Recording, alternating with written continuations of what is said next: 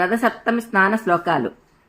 స్నానం చేయనప్పుడు 7 జిల్లేడు ఆకులు గాని 7 రేగాకులు గాని తలపై ఉంచుకొని ఈ శ్లోకాలు చదువుతూ స్నానం చేయవలెను. నమస్తే రుద్రరూపాయ రసానాం పతయే నమః. అరుణాయ నమస్తేస్తు హరివాస నమోస్తుతే. యద్యజ్జన్మ కృతం పాపం మయా జన్మసు సప్తసు తన్మే రోగంచ శోకంచ మాకరి హంతు సప్తమి. ఏతజ్జన్మ కృతం పాపం యజ్జన్మాంతరార్జితం మనోవాక్కాయజం యచ్చ జ్ఞాతా జ్ఞాతే చయే పునః.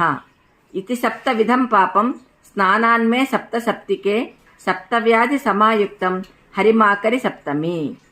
ఈ శ్లోకాన్ని చదువుతూ ప్రతి ఒక్కరు కూడా రథసప్తమి రోజు స్నానం చేసి సూర్యారాధన చేయాలి. అలాగే సూర్యుని ఎదురుగా నిలబడి ఆదిత్య ఉదయ పారాయణం చేస్తే చాలా అనారోగ్య సమస్యలు, నేత్ర రోగాలు, చర్మ రోగాలు తగ్గుతాయి. ఈరోజు తప్పకుండా చేస్తే 7 జన్మల పాపాలు కూడా పోతాయి.